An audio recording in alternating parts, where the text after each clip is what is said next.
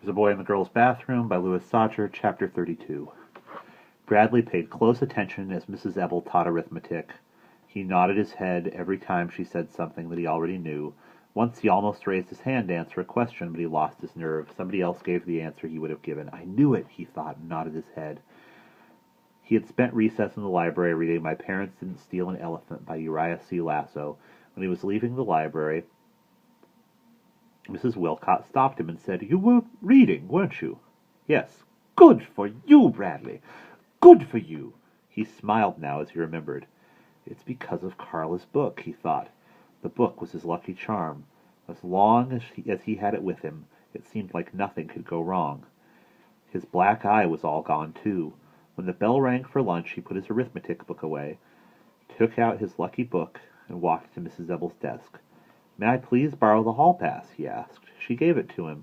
He knew she would. He was holding the magic book. He walked to Carla's office. Just as he was raising his fist to knock, she opened the door. "Bradley, what a pleasant surprise." "You want to have lunch together?" he asked. "Oh, I can't. I have to go to the principal's office." "What's the matter? Did you get in trouble?" he joked. She didn't laugh at his joke. She shrugged her shoulders and headed toward the principal's office. Maybe she really did get in trouble, Bradley thought as he watched her go. It's probably because she doesn't believe in rules. She must have broken one without knowing it. I should have warned her. But he wasn't too worried. He couldn't imagine anything bad ever happening to Carla. He walked through the auditorium and outside to the playground. He sat down on the steps of the auditorium and ate his lunch. At least he had her book with him. That was almost as good as eating lunch with her. He didn't read while he ate. He was afraid he might accidentally spill food on the book, even if there were no such things as accidents. Colleen Varigold walked by. "Hello, Colleen!" he called out to her. She stopped and looked at him oddly, then walked away without returning his hello. Bradley didn't mind. He had said hello to Colleen because he knew Carla would appreciate it.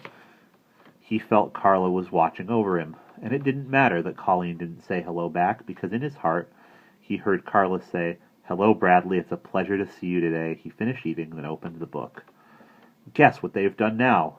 They wallpapered the garage. I told you they were crazy. Who ever heard of anybody putting wallpaper on the walls of a garage? Purple paper with yellow polka dots. I don't even know how they got it there. The garage has been locked shut for months. The lock was broken or something, so nobody could get in. At least I'm glad they finally got it open. It was beginning to smell pretty bad. You could smell it from the driveway. Now it just smells like paste.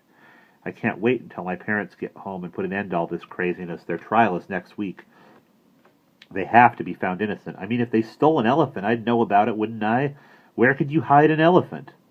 "Look, he's reading," said Robbie. "I didn't know he knew how to read," laughed Curtis.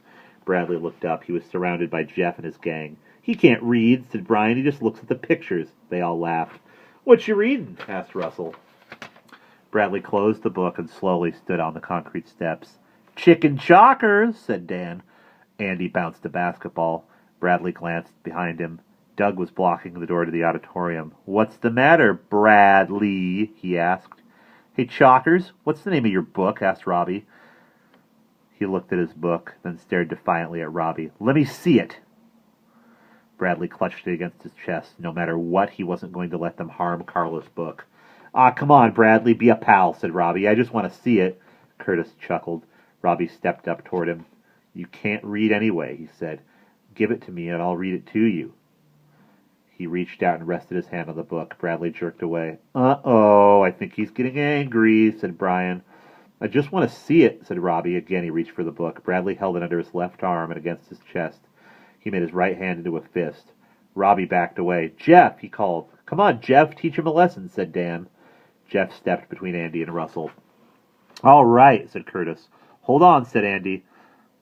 "Let him get off the steps." The boys backed up. Bradley, clutching his book, walked down the concrete steps to where Jeff was waiting. "Do you want me to hold your book, Bradley?" said Andy. Bradley glared at him. "Don't worry," he said sincerely. "I won't hurt it." Bradley handed Andy the book, then looked back at Jeff. They stood on a patch of grass and dirt and faced each other. The bruise around Jeff's eye had turned brown with a greenish tint. Jeff raised his fist. The other boys formed a circle around them. "Come on, get him, Jeff," urged Brian. "Give him another black eye," said Russell. Bradley readied himself. He raised his fists in the air, then lowered them. He had an idea. "Hello, Jeff," he said. Jeff stared at him wide-eyed. Hello, Bradley, he replied. Bradley smiled. He held out his hand. Jeff smiled, too. It was his first honest smile in a long time. He shook his best friend's hand. The other boys were dumbfounded. No one said a word. Andy finally broke the ice. Do you like to play basketball, Bradley? He asked. Bradley looked at him bewildered. I'm not very good, he said. So? None of us are, said Jeff, patting him on the back. Now we'll have even teams, said Robbie. End of chapter 32.